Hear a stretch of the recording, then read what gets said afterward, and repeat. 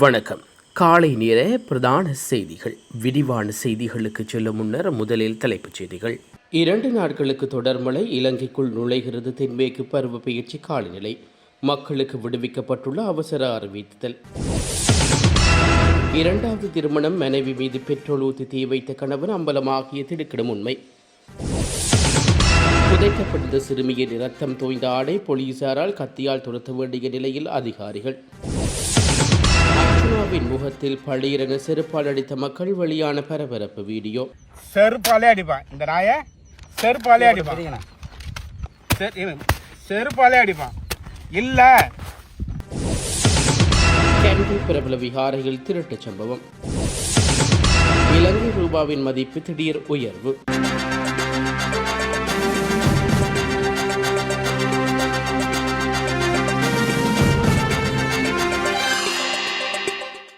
நாம் தமிழர் கட்சியின் தலைமை ஒருங்கிணைப்பாளர் சீமானை விமர்சித்து இலங்கை நாடாளுமன்ற உறுப்பினர் ராம்நாத் அர்ச்சுனாவுக்கு எதிராக தமிழகத்தில் சீமான் ஆதரவாளர்கள் தீவிர எதிர்ப்பு போராட்டங்களை நடத்தி வருகின்றார்கள். இலங்கை நாடாளுமன்றத்தில் சீமானுக்கு எதிராக அர்ச்சுனா எம்பி தெரிவித்த கடுமையான கருத்துக்களை தொடர்ந்து இந்த அரசியலில் பரபரப்பு ஏற்பட்டுள்ளது.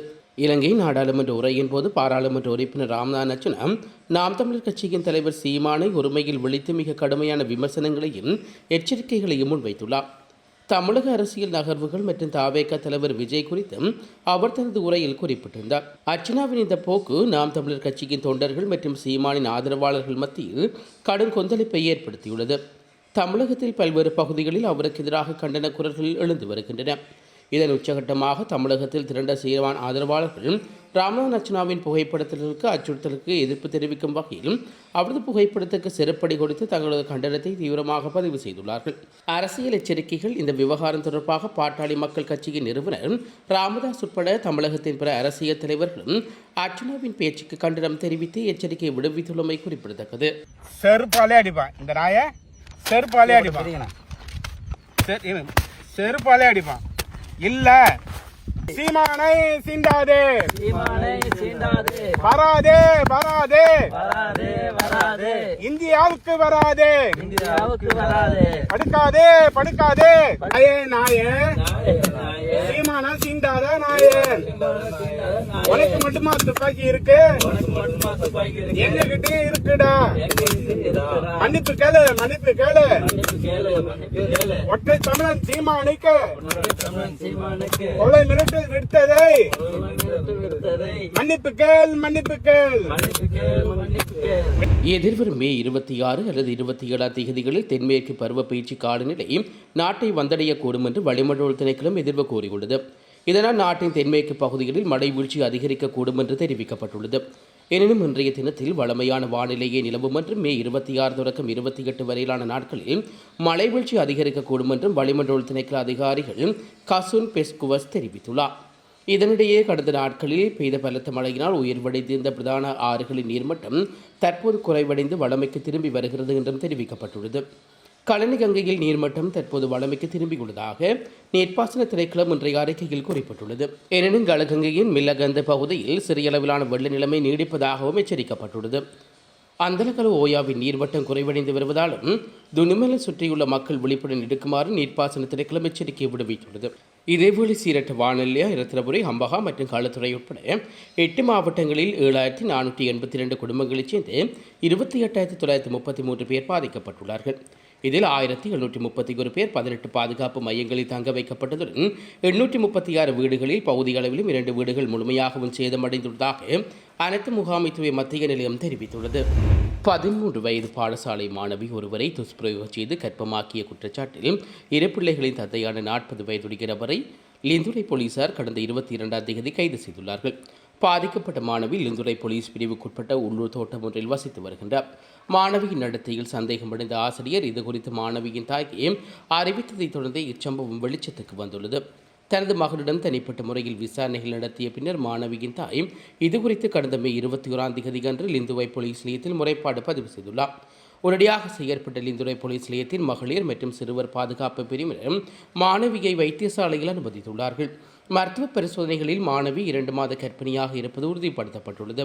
தொடர்ந்து மேலதிக மருத்துவ பரிசோதனைக்காக மாணவி நுவரெலியா மாவட்ட பொது வைத்தியசாலையில் சட்ட மருத்துவ அதிகாரி முன்னிலையில் ஆஜர்படுத்தப்பட்டார். சம்பவ தொடர்பில் கைது செய்யப்பட்ட சந்தேகநபர் பாதிக்கப்பட்ட மாணவி வசிக்கும் அதே தேயிலை தோட்டத்தைச் சேர்ந்தவராவார். குறித்த சந்தேகநபர் இன்று நுவரெலியா நீதிவான் நீதிமன்றத்தில் ஆஜர்படுத்தப்பட உள்ளதாக போலீசார் உறுதிப்படுத்தியுள்ளார்கள்.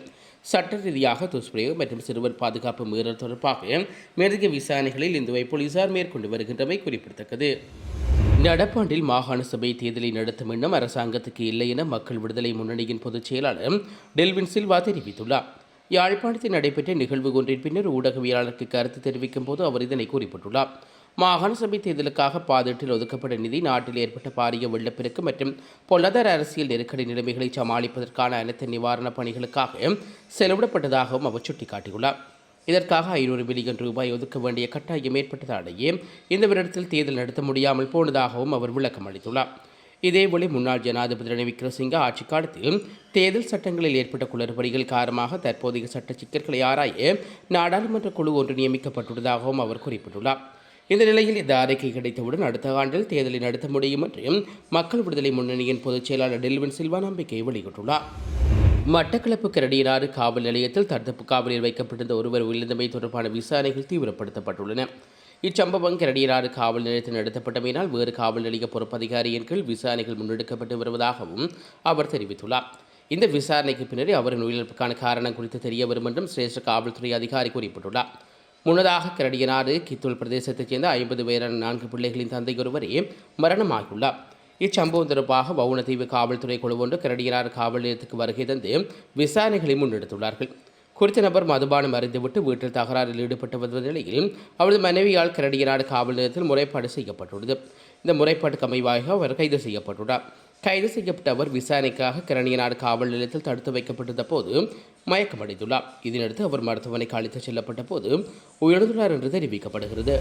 மருதானையிலிருந்து தென்னிலங்கை நோக்கி புறப்பட இந்த தொடர்ந்து ஒன்றின் என்ஜின் ஒன்று தடம் புரந்ததன் காரணமாக மருதானை கோட்டை வரையான தொடர்ந்து போக்குவரத்தில் தடங்கள் ஏற்பட்டுள்ளது.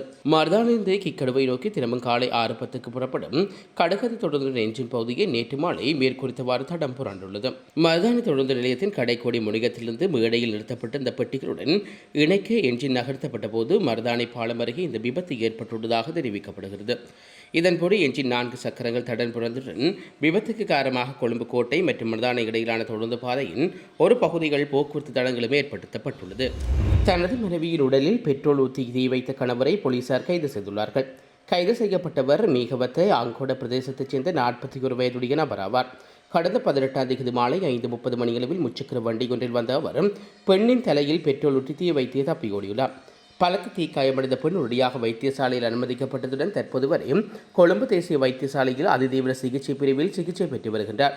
அவரது முகம் மற்றும் மார்பு பகுதிகளில் பலத்த தீக்காயங்கள் ஏற்பட்டதுடன் அவர் மிகவும் ஆபத்தான நிலையில் உள்ளதாக வைத்தியசாலை வட்டாரங்கள் தெரிவிக்கின்றன.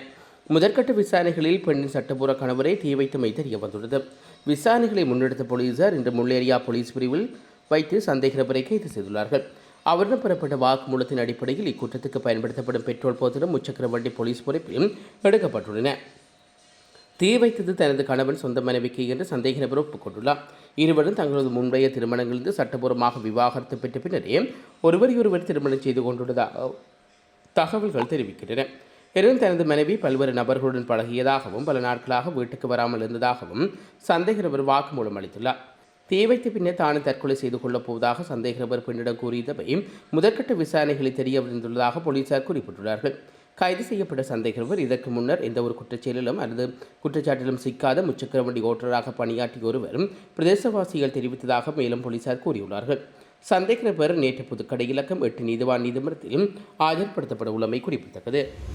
கேண்டி கிந்தானை பகுதியில் அமைந்துள்ள வரலாற்று சிறப்புமிக்க சந்தகிரி மகா சேக விகாரையில் நேற்று முன்தினம் அதிகாலை இடம்பெற்ற அதிர்ச்சிகரமான திருட்டுச் சம்பவம் பௌத்த மக்களிடையில் கொந்தளிப்பை ஏற்படுத்தியுள்ளது. விகாரைக்குள் புகுந்த இடம் தெரியாத நபர்கள் விகாரையின் கருவறைக்கு செல்லும் 2 வலுவான இரும்பு கதவிகளை பலவந்தமாக உடைத்துள்ளார்கள்.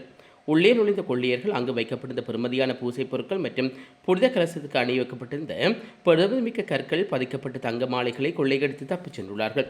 சம்பவம் குறித்து விகாரையின் விகாராதிபதி சிங் ஸ்ரீபுர தம்மலோக தேதர் தெரிவிக்கையில் திருட்டுச் சம்பவம் அதிகாலை நேரத்தில் மிகவும் திட்டமிட்ட முறையில் நடைபெற்றுள்ளது. விகாரையின் பாதுகாப்பு அம்சங்கள் திட்டமிடப்பட்டு சேதப்படுத்தப்பட்டுள்ளது என்று வேதனையுடன் தெரிவித்துள்ளார்.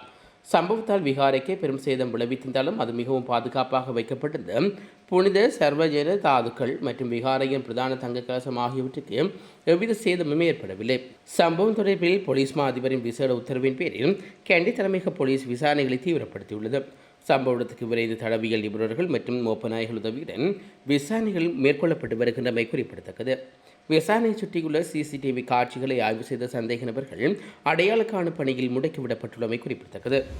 கடந்த சில நாட்களாக வீழ்ச்சியடைந்து வந்த இலங்கை ரூபாவின் மதிப்பு நேற்று முன்தினம் அமெரிக்க டாலருக்கு நிகராக 2.7 வீதத்தால் குறிப்பிடத்தக்க அளவில் அதிகரித்துள்ளதாக பூம்பிகார் இணையதளம் தெரிவித்துள்ளது. இது 2003ஆம் ஆண்டு மார்ச் மாதத்துக்கு பின்னர் ரூபாய் பெறுவது செய்த மிகப்பெரிய ஒருநாள் வளர்ச்சியாகும் என்றும் அதில் குறிப்பிடப்பட்டுள்ளது. இதன்படி அன்றைய தினம் ஆசியாவிலே மிகச்சிறந்த முறையில் செயற்பட நாணயமாக இலங்கை ரூபாய் மாறியுள்ளது. சர்வதேச நாணய நிதியம் மற்றும் ஆசிய அபிவிருத்தி வங்கி ஆகியவற்றும் இலங்கைக்கு நிதி கிடைக்க உள்ள நிலையில் சந்தையில் உள்ளவர்கள் தங்களிடமுள்ள டாலர்களை விற்பனை செய்ய முற்பட்ட ரூபாய் வலுவடைவதற்கு காரணம் என அரசாங்கம் தெரிவிப்பதாக அந்த இணையதளம் குறிப்பிட்டுள்ளது. இதேவேளை ரூபாவின் மதிப்பு ஸ்திரப்படுத்துவதற்கு தனிப்பட்ட வாகன இறக்குமதியின் மீது கூடுதல் கட்டணம் விதிப்பதற்கு அரசாங்கம் நடவடிக்கை எடுத்துள்ளதாக பூம்பியார் இணையதளம் சுட்டிக்காட்டியுள்ளது. அத்துடன் மத்திய வங்கியும் தேவையான சந்தர்ப்பங்களில் சந்தை நடவடிக்கைகளிலும் தலையிட்டுள்ளதாகவும் அதில் மேலும் குறிப்பிடப்பட்டுள்ளது. அனுராதபுரத்தில் சிறுவையொருவரை தவறான நடத்தைக்குட்படுத்தியதாக குற்றம் சாட்டப்பட்டுள்ள அட்டமஸ்தானபதி பல்லேகமர் கேமரட்ட தேர்தல் தொடர்பில் விசாரணைகள் அதிர்ச்சி தகவல்களை வெளியாகியுள்ளன. சந்தேக நபர் தேர்தலில் அந்த சிறுமியை துன்புறுத்தியுள்ள நிலையில் ரத்தம் தேர்ந்த சிறுமியின் உள்ளாடைகள் புதைக்கப்பட்ட இடத்தை கண்டெடுத்துள்ளதாக அரசு தரப்பு நீதிமன்றத்தில் முன்னிலையான சட்டத்தரணி தெரிவித்துள்ளார். மேலும் இத்தகைய வலுவான ஆதாரங்கள் இருந்த போதிலும் போலீசார் தேர்தலை கைது செய்வது தாமதப்படுத்தி அவரை தலைமறைவாக இருக்க அனுமதித்துள்ளது என்று குற்றம் சாட்டியுள்ளார். இந்த சம்பவம் தொடர்பாக விசாரணைகளில் போலீஸ் சிறுமியின் காணொலி ஆதாரத்தை கூட பெறவில்லை என்று கூறிய சட்டத்தரணி அந்த சம்பவம் தொடர்பாக முழு விசாரணை செயல்முறையிலும் போலீஸ் சட்டத்தை மீறியுள்ளதாக தெரியவந்துள்ளது. இந்த குற்றத்தை செய்ததற்காக தெளிவான ஆதாரங்கள் இருந்த போதிலும் சந்தேகத்துக்குரிய தேர்தல் ஏன் கைது செய்யப்படவில்லை என்று மேற்கு மாகாண பொறுப்பதிகாரி சிரேஷ்ட டிஜிஜியிடம் விசாரித்த போது ஆனால் எவரும் சரியான பதிலளிக்காமல் காலத்தை வீணித்து வருவதாகவும் அவர் மேலும் குற்றம் சாட்டியுள்ளார். அத்துடன் தேர்தலில் சிறுமிக்கிடையே 84 தொலைபேசி உரையாடல்களும் இடம்பெற்றிருந்ததாக தரவு பகுப்பாய்வு அறிக்கைகள் மூலம் உறுதிப்படுத்தப்பட்டுள்ளதாக நீதிமன்றம் தெரிவிக்கின்றது. சந்தேகமான தேர்தல் நிதி மத மற்றும் உத்தியோகபூர்வ அதிகாரத்தை அடிப்படையாக கொண்டு இந்த சம்பவம் தொடர்பான விசாரணைகளையும் நீர்த்துப்போக செய்ய போலீஸ் தற்போது செயற்பட்டு வருவதாக சட்டத்தரணி மேலும் கூறியுள்ளார். மேலும் சந்தேகிக்கப்படும் துறவியை கைது செய்ய நீதிமன்றத்தில் பிடியாணை பிறப்பித்த உடனேயே முன்னெப்போதும் இல்லாத திடீர் உடல்நலை குறைவு அவருக்கு எப்படி ஏற்பட்டது என்று சட்டத்தரணி நீதிமன்றத்தில் சுட்டிக்காட்டியுள்ளார். குற்றஞ்சாட்டப்பட்ட அஸ்தமட்டானபதி பல்லேகம ரட்னதேதற்கும் குற்றத்துக்கு உடந்தையாக இருந்த கூறப்படும் சிறுமியின் தாயாரும் கடும் நிபந்தனையுடன் புனையில் செல்ல அனுமதிக்கப்பட்டமை கடும் விமர்சனங்களுக்கு உள்ளாகியுள்ளது. தேர்தலுக்கு எதிராக இவ்வளவு ஆதாரங்கள் முன்வைக்கப்பட்ட போதிலும் போலீசார் அரசாங்கமும் அவருக்கு எதிராக நடவடிக்கை எடுக்கப்படாமல் சமூகத்தில் பெரும் கேள்வியை உள்ளாக்கியுள்ளது. குற்றஞ்சாட்டப்பட்டுள்ள தேர்தல் ஜனாதிபதி அன்றகுமார் திசாநாயக்கு மிக நெருக்கமானவர் என்பதால் தான் குழப்பத்திலிருந்து இவ்வாறு தப்பிக்க விடப்பட்டாரோ என்ற சமூக ஆர்வலர்கள் ஆதங்கத்தை வெளிப்படுத்தி வருகின்றார்கள். இதற்கிடையில் தேசிய சிறுவர் பாதுகாப்பு அதிகார சபையின் தலைவரும் ஓய்வு பெற்ற உயர் நீதிமன்ற நீதிபதியுமான இனோகா ரணசிங்கவின் ஆலோசனையின் பேரில் அந்த அதிகார சபையின் சட்ட அமலாக்க பணிப்பாளர் நாயகம் சஜீவனி அபேகோன் இந்த சந்தேக நபரை கைது செய்வதற்காக தேசிய சிறுவர் பாதுகாப்பு அதிகார சபை போலீசாரை கத்தியால் துரத்த வேண்டியிருந்தது என்று நீதிமன்றத்தில் தெரிவித்துள்ளார். இவ்விடயம் குறித்து தேர்தல் விவகாரத்தில் போலீசார் உடன் நடவடிக்கை எடுப்பதில் மிக தாமதமும் தயக்கமும் காட்டுகின்றார்கள் என்பதை மேலும் உறுதிப்படுத்தி காட்டுகிறது என்று மேலும் விமர்சிக்கப்படுகிறது. கொழும்பில் நபரொருவரை கடத்தி அவரிடமிருந்து 2 கிலோ தங்கத்தை கொள்ளையடித்த சம்பவம் தொடர்பாக மட்டக்களப்பு வெள்ளாவள்ளி போலீஸ் நிலையத்தில் கடமையாற்றி வந்த உப போலீஸ் பரிசோதகர் குற்றப்புலனாய்வு திணைக்களத்தினால் கைது செய்யப்பட்டுள்ளார். சந்தேகமான குறித்த போலீஸ் அதிகாரி களனில் உள்ள போலீஸ் பயிற்சி நிலையத்தில் பயிற்சிகளை பெற்றுக் கொண்டிருந்த வேளையிலேயே அவர் கைது செய்யப்பட்டுள்ளார்.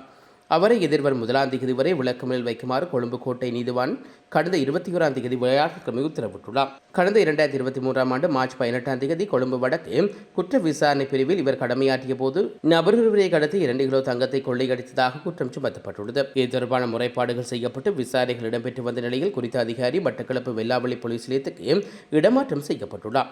இதைத் தொடர்ந்து அங்கு கடமையாற்றி வந்த இவர் அண்மையில் கல்லணையில் உள்ள போலீஸ் பயிற்சி நெறிக்காக சென்றிருந்தார். இதன்போது குறித்த கடத்தல் மற்றும் கொள்ளை சம்பவங்கள் தொடர்பான விசாரணைகளை மேற்கொண்டு வந்த குற்றப்புலனாய்வு திணைக்கள அதிகாரிகள் பயிற்சியில் இருந்த குறித்த போலீஸ் அதிகாரிகளையும் கடந்த புதன்கிழமை கைது செய்துள்ளார்கள். கைது செய்யப்பட்டவர் கடந்த 21ஆம் தேதி கொழும்பு புதுக்கடை நீதிவான் நீதிமன்றத்தின் முன்னிலையில் ஆஜர்படுத்தப்பட்ட போது அவரை எதிர்வரும் 1ஆம் தேதி வரை விளக்கு வைக்குமாறும் உத்தரவு பிறப்பிக்கப்பட்டுள்ளது. மேலும் குறித்த போலீஸ் அதிகாரிகள் தற்போது பணியிடம் நீக்கப்பட்டமையும் குறிப்பிடத்தக்கது. இத்துடன் பிரதான செய்திகள் நிறைவு பெறுகிறது. தொடர்ந்து நாளை காலை பிரதான செய்திகளோடு இணைந்து கொள்வோம். நன்றி. இதுபோன்ற செய்திகளை தெரிந்து கொள்ள யாழ் டிவி நியூஸ் சேனலை சப்ஸ்கிரைப் செய்து அருகே இருக்கிற பெல் பட்டனையும் கிளிக் செய்து கொள்ளுங்க. மேலும் இதுபோன்ற செய்திகளை உடனுக்குடன் தெரிந்து கொள்ள யாழ்டிவி.com எனும் இணையதளத்தின் வாயிலாக எங்களோடு இணைத்துக் கொள்ளுங்கள்.